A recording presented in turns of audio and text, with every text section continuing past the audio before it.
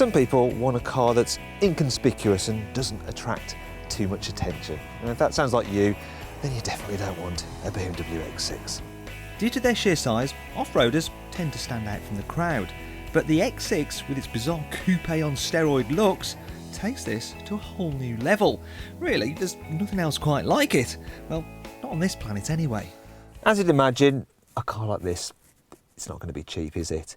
And it's about £2,000 more, this X6 is, than the X5 on which it's based. Fortunately, it does come with a lot of equipment. You get stuff like xenon headlamps, you've got dual zone climate control, you've got parking sensors, you've got leather seats, and this lovely widescreen sat nav as standard. And obviously, being a BMW, you've got the iDrive to control all the onboard functions through that screen there. In terms of reliability, the X6 has a good record. It's got a good safety record as well. There's loads of airbags in here, and there's some decent storage as well. We've got some large cup holders, which are big enough to take a grande latte.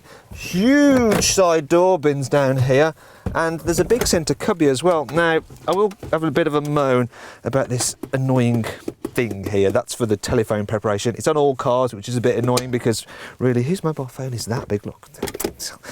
Anyway, I particularly like the glove box.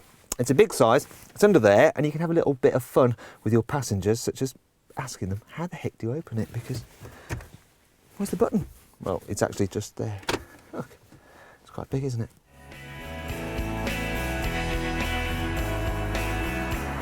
BMWs are known for being engaging to drive, aren't they? And while the X5 is good, the X6, it's even better. Part of the reason for that is that BMW have reworked the four-wheel drive system, so it's even more grippy, and as a result, this thing steers and handles amazingly well for such a big car. In fact, you don't feel like you're in an SUV, more a sports coupe that's driving on its own raised section of the road. This particular model is fitted with the active anti-roll bars, and I'll spare you the boredom of explaining how they work because they pretty much do exactly what it says on the tin. When you go around a corner, there's absolutely no body roll, as I'll prove now.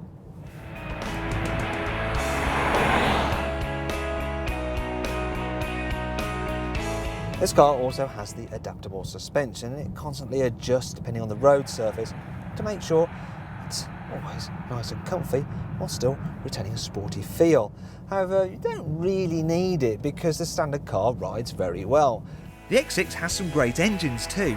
For instance, the 3-litre diesel in the M50D can do 0 to 62 miles an hour in just 5.3 seconds, yet it can return 37 miles per gallon. Unfortunately, it and the other diesels are a bit noisy at idle, which is a shame as the X6 is otherwise quiet. And that brings us on to the part of the review where I talk about the X6's bad points. The first is that this BMW isn't as capable off-road as a Range Rover Sport, while inside, the cabin design, which is taken from the X5, is starting to feel its age and doesn't make you feel as special as a Porsche Cayenne does. But the worst thing about the X6 is its lack of practicality. The X6's rakish rear screen may look pretty cool, but effectively the space you've got to look through is that much, which means you've got appalling rear visibility for an SUV. In fact, it's a bit like peering through a letterbox. The biggest problem though is space here in the back. I mean, when you first look at the X6, you think it's going to be fine. There's good knee room, the floor's almost completely flat, so you think that someone could sit here in the middle seat until you actually try it out for yourself and you see that sloping roofline means there's no headroom at all. I mean, look, you can't make any adult sit like this.